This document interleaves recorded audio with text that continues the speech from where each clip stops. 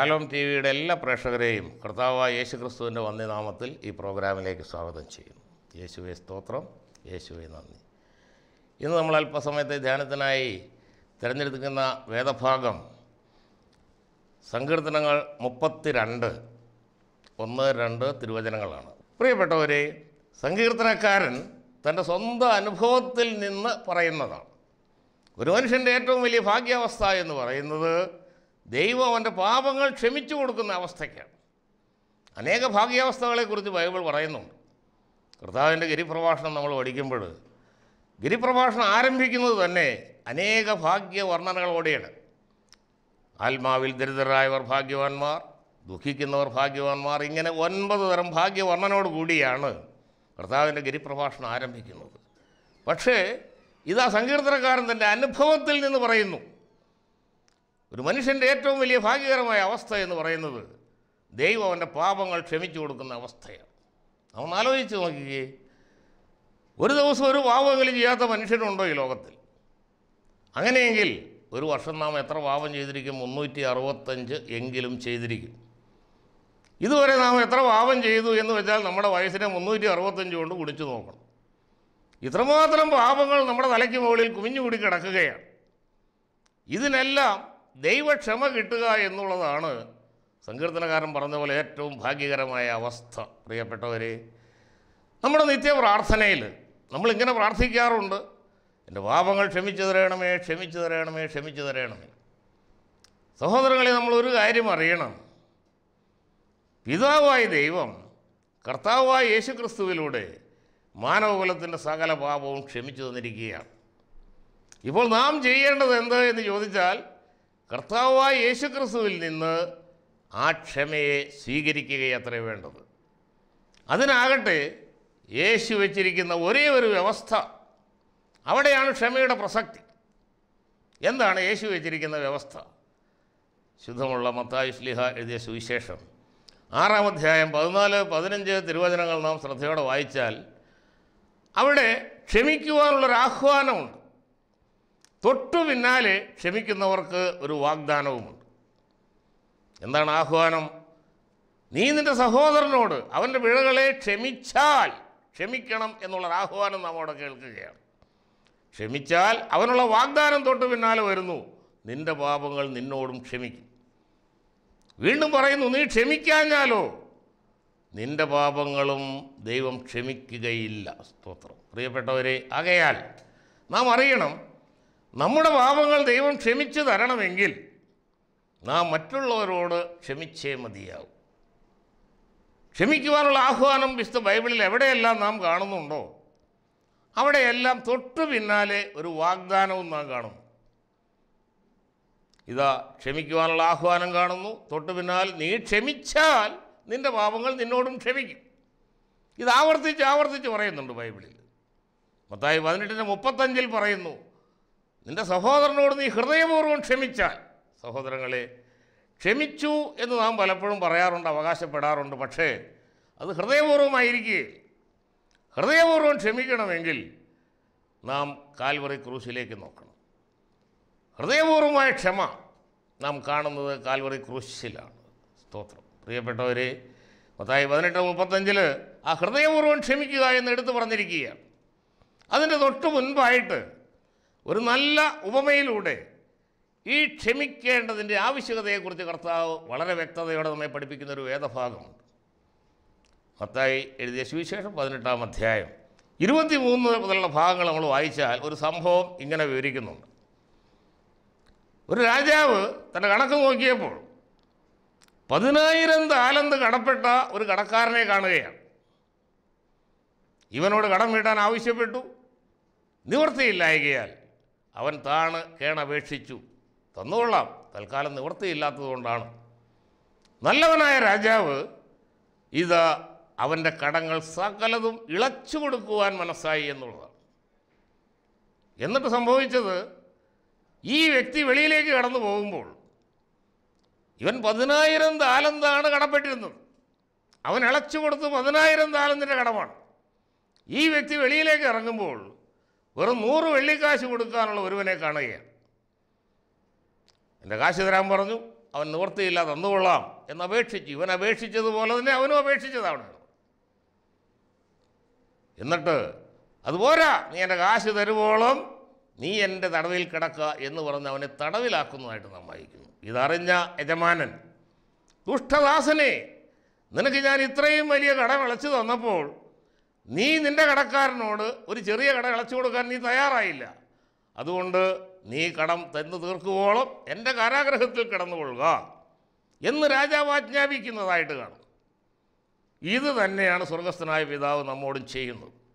മറ്റുള്ളവരുടെ ചെറിയ കടങ്ങൾ, മറ്റുള്ളവരുടെ ചെറിയ പിഴകൾ നാം ക്ഷമിക്കുവാൻ തയ്യാറായില്ല എങ്കിൽ നമ്മുടെ പിഴകളെയും സ്വർഗസ്ഥനായ പിതാവ് ക്ഷമിക്കുകയില്ല. പ്രിയപ്പെട്ടവരെ, ഈ ക്ഷമിക്കുവാനുള്ള ആഹ്വാനം ബൈബിളിൽ ഉടനീളം നാം കാണുന്നതാണ്. കർത്താവിൻ്റെ ഗിരിപ്രഭാഷണത്തിൽ മാത്രമല്ല, കർത്താവിൻ്റെ പരസ്യ ശുശ്രൂഷ വേളകളിലെല്ലാം തന്നെ കർത്താവിൻ്റെ ശക്തമായ പ്രബോധനങ്ങളിൽ ഒന്നാണ് നാം മറ്റുള്ളവരോട് ഹൃദയപൂർവ്വം ക്ഷമിക്കുക എന്നുള്ളത്. ക്ഷമിക്കുന്നത് കൊണ്ട് എന്താണ് പ്രയോജനം? പലരും ചോദിക്കാറുണ്ട്. ക്ഷമിക്കുന്നതിൻ്റെ പ്രയോജനം മറ്റൊന്നല്ല, ക്ഷമിക്കാത്തവൻ്റെ മനസ്സിൽ പിശാച് വസിക്കുന്നു, പിശാചിൻ്റെ ആധിപത്യം കൊണ്ട് നിറയുന്നു. അപ്പോൾ നമ്മൾ ക്ഷമിക്കുമ്പോൾ പിശാച് കുടിയിറങ്ങുകയാണ്. ക്ഷമിക്കുന്ന വ്യക്തിയുടെ മേൽ പിശാചിന് അധികാരമില്ല. ക്ഷമ ദൈവികമാണ്. ക്ഷമിക്കാത്തവൻ്റെ മനസ്സ് പിശാചിൻ്റെ ഒളിത്താവളമാണ്. പ്രിയപ്പെട്ടവരെ, അപ്പോൾ ക്ഷമിക്കുന്നതുകൊണ്ടുള്ള പ്രയോജനം ക്ഷമിക്കുന്ന വ്യക്തിക്ക് തന്നെയാണ്. ഉൽപ്പത്തി പുസ്തകത്തിൽ ഒരു സംഭവം നാം ഇങ്ങനെ കാണുന്നുണ്ട്.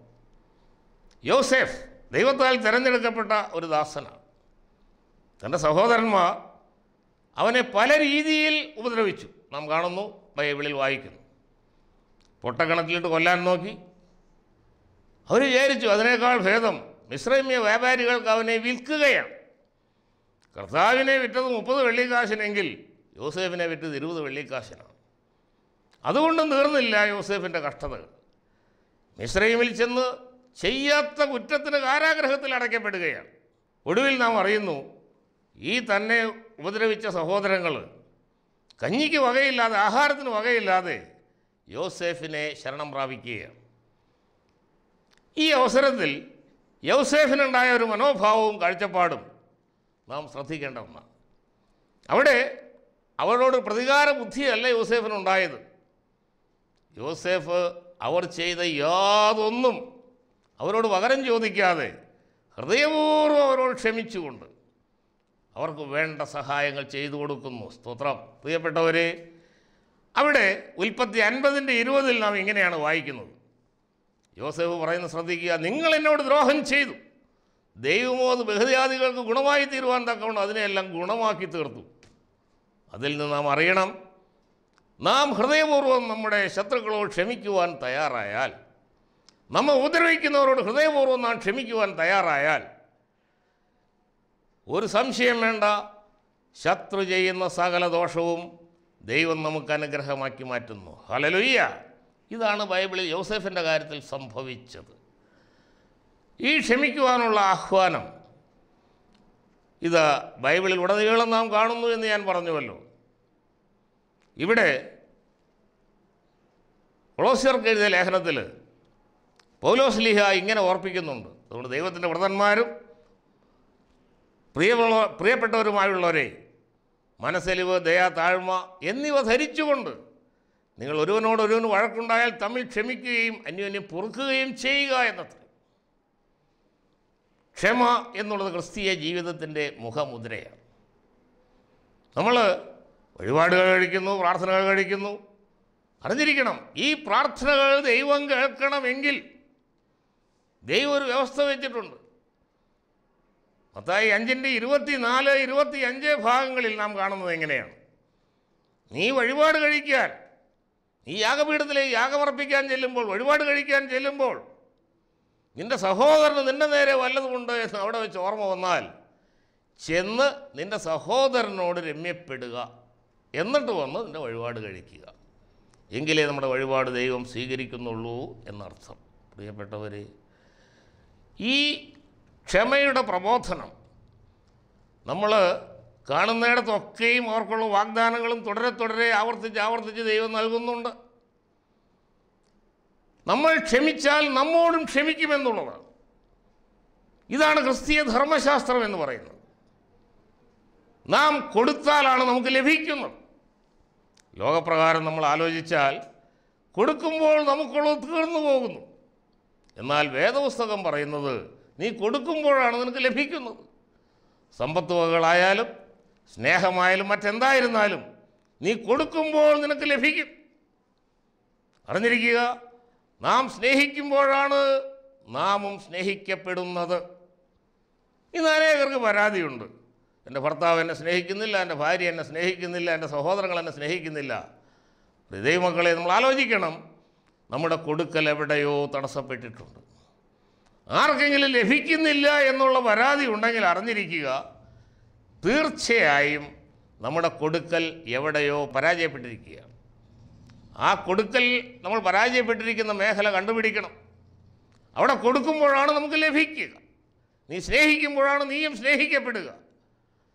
പ്രിയപ്പെട്ടവരെ, ഇങ്ങനെ നമ്മൾ ക്ഷമിക്കുന്നതുകൊണ്ടുള്ള പ്രയോജനം ക്ഷമിക്കുന്ന വ്യക്തിക്ക് തന്നെയാണ്. ലഘുവാൻ ബാധിച്ച വ്യക്തി യേശുവിൻ്റെ സന്നിധിയിലേക്ക് കടന്നു വരികയാണ്.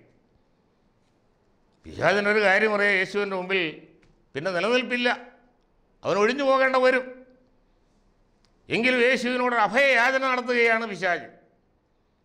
നീ ഞങ്ങളെ ഒഴിവാക്കുകയാണെങ്കിൽ, ലഘുവൻ വ്യൂഹം, പിശാചുകളുടെ ഒരു ദുരാത്മാക്കളുടെ ഒരു വ്യൂഹമാണ്. ഞങ്ങളെ ഒഴിവാക്കുകയാണെങ്കിൽ ആ കാണുന്ന പന്നിക്കൂട്ടങ്ങളിലേക്ക് കയറുവാൻ ഞങ്ങളെ അനുവദിക്കണം. പ്രിയപ്പെട്ടവർ, യേശു പിശാചിൻ്റെ ആണെങ്കിൽ പോലും ന്യായയുക്തമായ അവകാശങ്ങളെ യേശു നിരാകരിക്കുന്നില്ല. യേശു പറഞ്ഞു, ശരി, കയറിക്കോ. നമുക്കറിയാം, ഈ പന്നികളെല്ലാം കൂടെ, ഈ പിശാചുകളെല്ലാം കൂടെ, ഈ ദുരാത്മാക്കളെല്ലാം കൂടെ ഈ പന്നികളിലേക്ക് കടക്കുകയാണ്. പന്നികൾ ചെയ്തതെന്താ? പന്നികൾ കൂട്ടത്തോടെ പോയി കടലിൽ ചാടിച്ചാവുന്നു. പ്രിയപ്പെട്ടവർ, അപ്പോൾ പന്നികൾ ഇങ്ങനെ ചിന്തിച്ച് കാണും, ഇങ്ങനെ പറഞ്ഞു കാണും എന്ന് ഞാൻ വിശ്വസിക്കുന്നു. കാര്യം, ഞങ്ങൾ പന്നികളാണെന്നുള്ളത് ശരി തന്നെ, എങ്കിലും ഈ പിശാചുക്കളുമായിട്ടുള്ള സഹവാസം ഞങ്ങൾക്ക് വേണ്ട എന്ന് പറഞ്ഞുകൊണ്ട് അവരെല്ലാം കൂടെ കൂട്ടത്തോടെ പോയി ആത്മഹത്യ ചെയ്തതായിരിക്കാനാണ് സാധ്യത എന്ന് ഞാൻ വിശ്വസിക്കുന്നു. അപ്പം അങ്ങനെയെങ്കിൽ ഈ പന്നികൾ പോലും പുച്ഛിച്ച് തള്ളിയ ഈ പിശാചിനെ നെഞ്ചിലേറ്റിക്കൊണ്ട് നടക്കാൻ നമുക്ക് ലജ്ജയില്ലേ പ്രിയപ്പെട്ടവരെ? അപ്പോൾ ഞാൻ പറഞ്ഞല്ലോ, ക്ഷമിക്കാത്തവൻ്റെ മനസ്സിൽ പിശാച് വസിക്കുന്നു, ദുരാത്മാവ് വസിക്കുന്നു. അപ്പോൾ ക്ഷമിക്കുന്നതിൻ്റെ പ്രയോജനം ക്ഷമിക്കുന്ന വ്യക്തിക്ക് തന്നെയാണ്. പൗലോസ് എഫേസ്യർക്ക് ലേഖനം എഴുതുമ്പോൾ എഫേസ്യ ലേഖനത്തിൽ ക്ഷമയെക്കുറിച്ച് പൗലോസ് ഊന്നി പറഞ്ഞിട്ടുള്ളൊരു ഭാഗമാണ്. എഫേസ്യ ലേഖനം 4-ാം അധ്യായം 26-ാം തിരുവചനത്തിൽ, കോപിച്ചാൽ പാപം ചെയ്യാതിരിപ്പിൻ, പിശാചിനിടം കൊടുക്കരുത്. വളരെ പ്രധാനപ്പെട്ട ഒരു കാര്യമാണ്. ഞാൻ പറഞ്ഞല്ലോ, കോപിക്കുന്നവൻ്റെ ഉള്ളിൽ, വെറുപ്പും വൈരാഗ്യവും വെച്ചുകൊണ്ടിരിക്കുന്നവൻ്റെ ഉള്ളിൽ പിശാച് വസിക്കുന്നു. ഈ കോപം നീ മനസ്സിൽ വെച്ചുകൊണ്ടിരുന്നാൽ നാം പിശാചിനിടം കൊടുക്കുകയാണ്. നമുക്കറിയാമല്ലോ, അനേകം ആത്മഹത്യകൾ, അനേകം കൊലപാതകങ്ങൾ, അനേകം ദുഷ്പ്രവൃത്തികൾ, ഇതെല്ലാം കോപിച്ചതിൻ്റെ പ്രത്യാഘാതങ്ങളാണ്. ഈ കോപം നമ്മൾ മനസ്സിൽ വെച്ചുകൊണ്ടിരുന്നാൽ അവിടെ നാം പിശാചിനിടം കൊടുക്കുകയാണ്. അതുകൊണ്ടാണ് അപ്പോസ്തലൻ ഓർമ്മപ്പെടുത്തുന്നത്, കോപിച്ചാൽ പാപം ചെയ്യാതിരിപ്പിൻ, സൂര്യൻ അസ്തമിക്കുവോളം നിൻ്റെ കോപം വെച്ചുകൊണ്ടിരിക്കരുത് എന്ന് പറഞ്ഞിട്ട് പറയുന്നു, പിശാചിനിടം കൊടുക്കരുത്. സ്തോത്രം. എഫേസ്യർ 4:31-32 ഇത് തന്നെ ആവർത്തിച്ച് പറയുന്നു. എന്നിട്ട് ഒരു കാര്യം കൂടി പറയുന്നു, ദൈവം ക്രിസ്തുവിൽ നിങ്ങളോട് ക്ഷമിച്ചതുപോലെ നിങ്ങളും അന്യോന്യം ക്ഷമിപ്പിൻ. പ്രിയപ്പെട്ടവരെ, ക്രിസ്തുയേശുവിലൂടെ കർത്താവായ യേശു ക്രിസ്തു നമ്മുടെ സമസ്ത പാപങ്ങളെയും ക്ഷമിച്ചു തന്നിരിക്കുകയാണ്. ഈ ക്ഷമ നാം സ്വീകരിക്കണമെങ്കിൽ നാം ചെയ്യേണ്ട ഒരേ ഒരു കാര്യം, ഒരേ ഒരു വ്യവസ്ഥ, നാം നമ്മുടെ സഹോദരങ്ങളോട് ഹൃദയപൂർവ്വം ക്ഷമിക്കണം എന്നുള്ളതാണ്. ഇങ്ങനെ ക്ഷമിക്കണം എന്നൊക്കെ പറയുമ്പോൾ ചിലർക്കിതിനെ അംഗീകരിക്കാൻ പറ്റാതെ പോകുന്നൊരു കാര്യം, അതായത് അവിടെ ക്ഷമിക്കുന്നതുകൊണ്ട് ഞാൻ പരാജയപ്പെടുകയാണ്, ഞാൻ തോൽക്കുകയാണ്. ചിലരുടെ ചിന്ത അങ്ങനെയാണ്. ദൈവമക്കളെ, അറിഞ്ഞിരിക്കുക, ക്ഷമയുടെ ആദ്യം പരാജയമെങ്കിൽ ഒടുവിൽ നീ വിജയിക്കുകയാണ്. ക്ഷമിക്കുന്നതിൻ്റെ ആദ്യം ദുഃഖമെങ്കിൽ ഒടുവിൽ നീ സന്തോഷിക്കുകയാണ്. ക്ഷമിക്കുന്നത് ഒരു വിത്താണ്.